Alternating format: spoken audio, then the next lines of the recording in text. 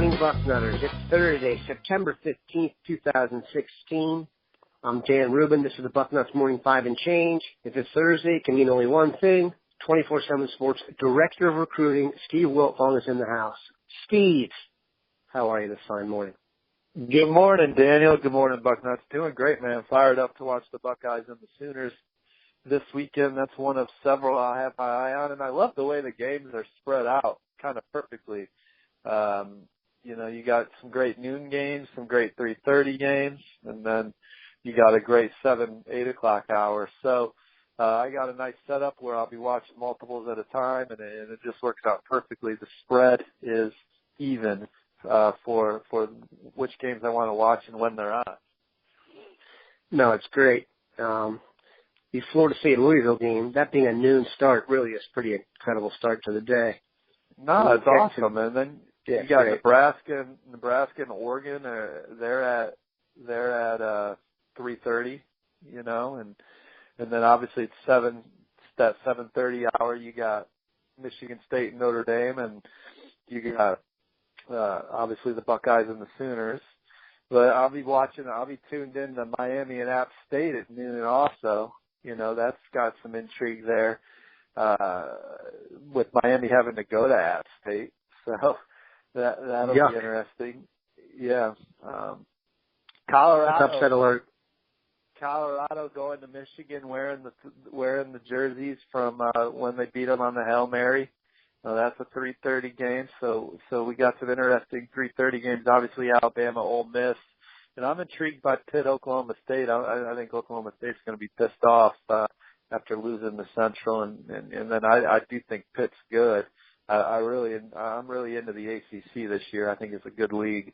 And then the 2 night games. There's no question I'll be watching the Spartans on one and the Buckeyes on the other, and Stanford and USC when there's commercial. Flip into that.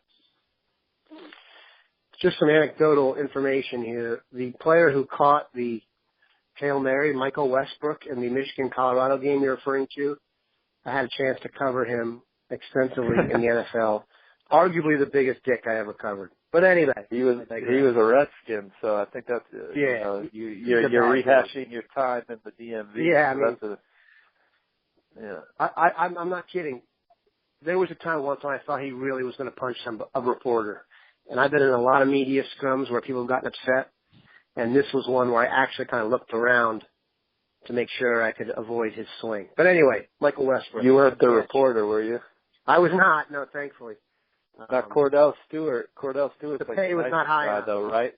The guy who threw the pass, Cordell Stewart, he's like known as one of the nicest guys, right? So. Yeah, he's a nice guy. He had a much better pro career also than Westbrook. Westbrook was picked, I think. Shoot, he wasn't the 3rd pick in the draft. He was 4th, and he just kind of busted out. He's not going to split the atom anytime soon. Let's put it that way. Cordell was like one of the first quarterback athletes that, like, his nickname was Slash, if I recall. Hey, dude, he's the original Slash. Yep, he was fine. He was a good player. I was just a little boy. Everyone goes right around my bar mitzvah age when those guys were balling. Yeah, that was a rocking time. I'm sure that was a rocking night. Many yarmulkes got tossed that night. That's a major digression for us. That's probably a record for us in terms of initial digression, but it won't stop us. Let's talk a little recruiting. One of the major names to pop up recently in terms of quality of recruit, 2018 defensive lineman Micah Parsons, verbally committed to Penn State, but Ohio State is apparently getting into the mix. What's your thoughts on Parsons? You've seen him in person. We're kind of getting to know the 2018 class here. He's one of the names I could see us talking about. Talk about him as a player a little bit, and then if you think there's a chance he'll flip. Well, I saw him at the New Jersey Nike football, the opening regional this past year, and he was one of the more impressive performers at the event. An explosive pass rusher, a strong kid, a long, lean athlete that moves well in space also. I could see him being in that hybrid outside linebacker, defensive end mold, but certainly just a twitchy, strong, explosive athlete. And I mean, I don't count Ohio State out for anybody. that's in the Midwest or in that Pennsylvania, New Jersey, DMV area. Ohio State does quite well. I mean, their brand's great anywhere you drop it, but it's especially great up in areas where you can drive to. Micah Parsons, an early Penn State commit, but certainly I think there's some intrigue with Ohio State and a long way to go for him till National Signing Day. So, yeah, I mean, I'm not ruling out Ohio State for Micah Parsons. If you get a good look at him, what he said recently, it does sound like he's one of the guys that committed early, but it's certainly going to be open to other spots. And his dad seems to be into recruiting as well. Penn State needs to win a big game. I mean, if Penn State was, if I could tell you Penn State was going to be 10-2 or 11-1 this year, maybe I'd feel differently, But and I'm not saying that he still won't go to Penn State either. I'm just saying, I mean, yeah. But as my grandmother said, speaks for itself. Yeah. As my grandmother said, if he had wheels, he'd be a trolley car. So Ohio State's going to win a lot of games. And this is what we say about recruiting. We talk about it all off season. And then when the season starts, you got to put the product on the field. The classic example of this to me is Kentucky from a few years ago, getting all these recruits, and everyone was optimistic. And the season started, and they got beaten up and down the field in the SEC, and everyone was like, I'm not sure about Kentucky. So it's a two-pronged factor. You actually have to get on the field and prove it. Sure. Ohio State, in addition to proving it on the field, just does a damn good job of recruiting. I mean, I know, for instance, Tony Alford talks to J.K. Dobbins every day. Every day. J.K. Dobbins is committed. Talks to him every day. Urban Meyer talks to him once a week at least. And that's just, J.K.'s not getting any more or less treatment than the others. They just do a fantastic job of communicating with their commits and their prospects. They do it better than everybody else.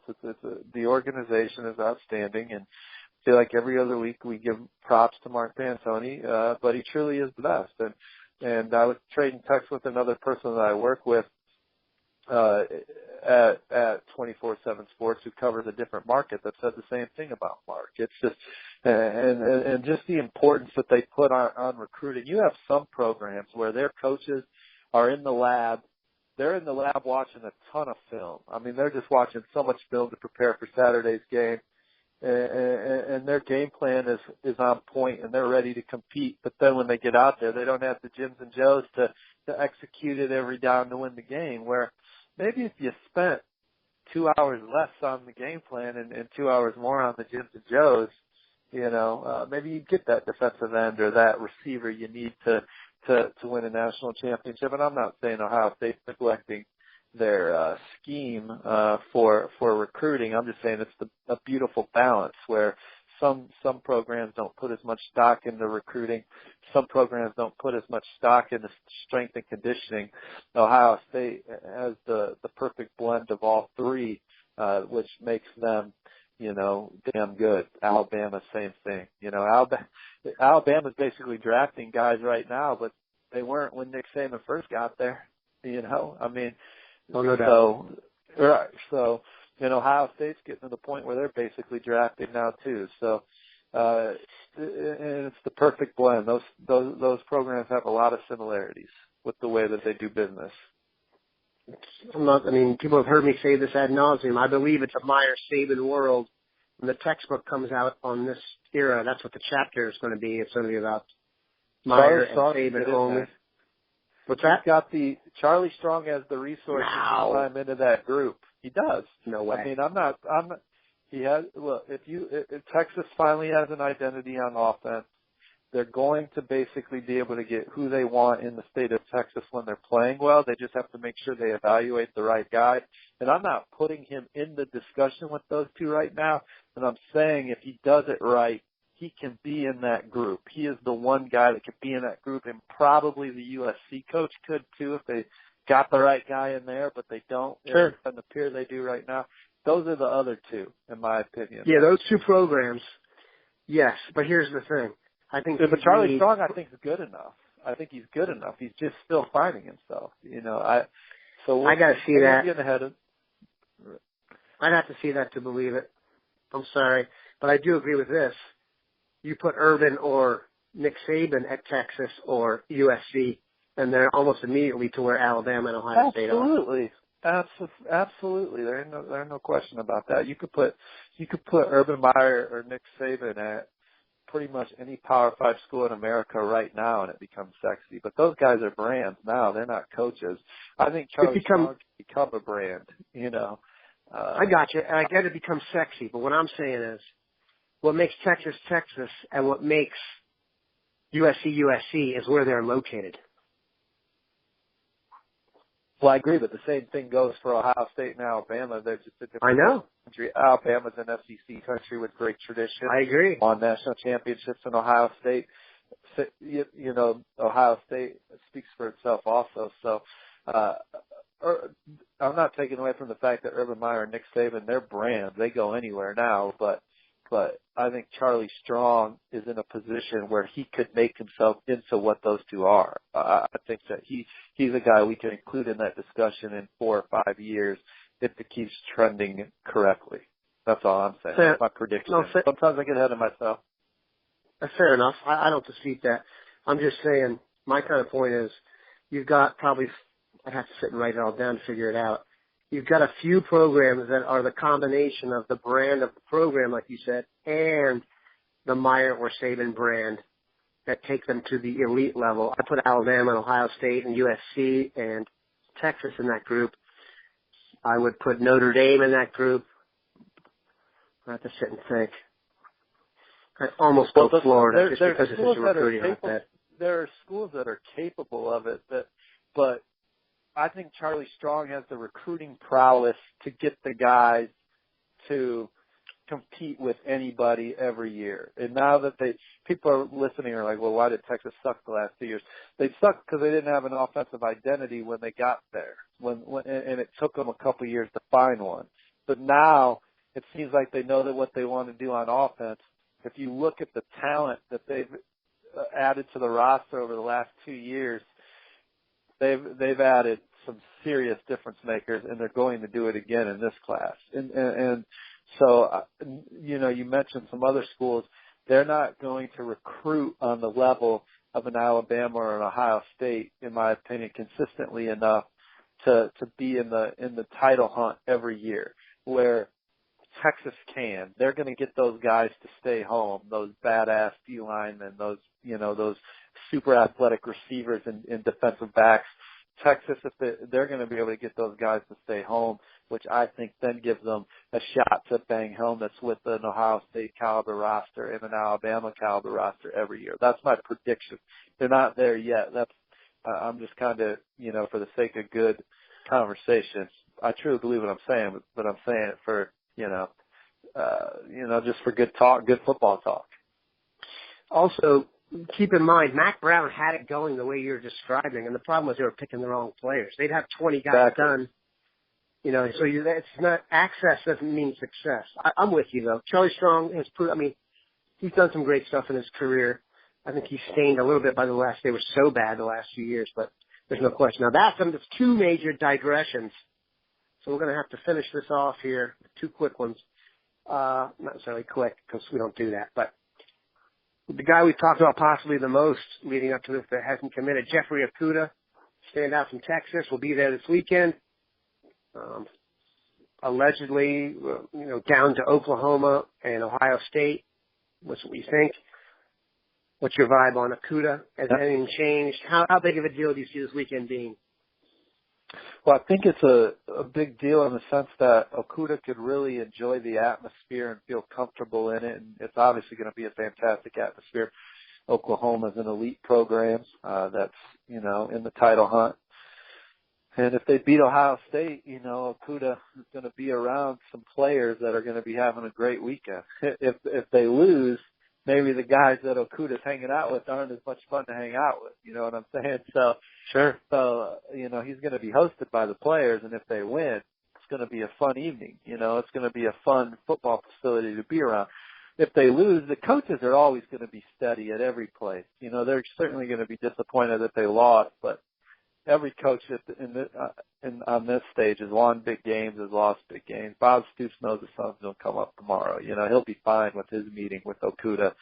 The Kerry Cooks will be fine with Okudah, but the players, an Ohio State win takes the steam out of the players, and what kind of atmosphere it's going to be like to be around those guys. I think Ohio State leads for Okuda, but am I ruling Oklahoma out? No, I haven't heard anything to make me believe that Okuda's a lock to Ohio State. I just feel really good about Ohio State for Okuda, and I haven't heard anything to make me think that they're not number one. But Oklahoma has certainly done a good job recruiting him. Kerry Cooks is one of the best recruiters in the country.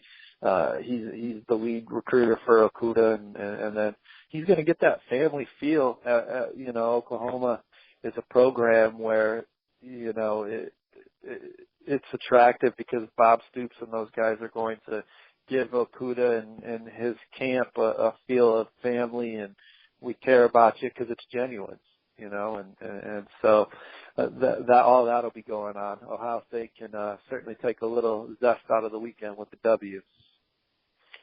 There's no question. And Oklahoma, the AP did their thing on all-time program. It's a blue blood program. I don't think it's in the caliber of, which has become kind of a theme of this show here. I don't think it's in Alabama or Ohio State or even really, I don't think they're in the same tier even close anymore. I think those two are pulling away from the pack. But they have a great quarterback, and they have a great offense, and they got some guys that can fly around on defense. So even though maybe year in and year out they won't be as good as Ohio State, they're as good as Ohio State this year, and so and they're at home they're not. In the night game. All right, well we'll see. Maybe at home in a night game, If you watch the Houston game, again, I was talking to some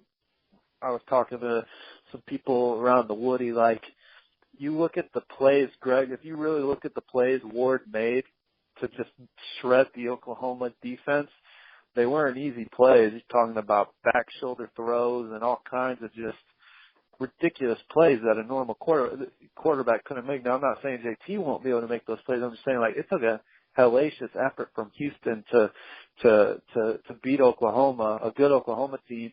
And Oklahoma, was missing one of their best weapons on offense in the second half for that ball game. So I think Oklahoma's really good. That doesn't mean I'm predicting them to win. I'm just saying right now, Oklahoma is in the same discussion as Ohio State as a football team.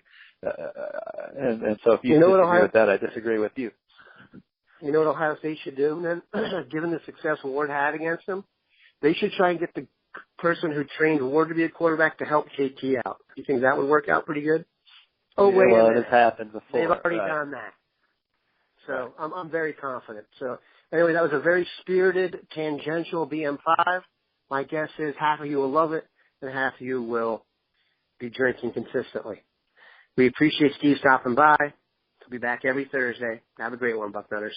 I loved it. Enjoy week 3, guys. See you.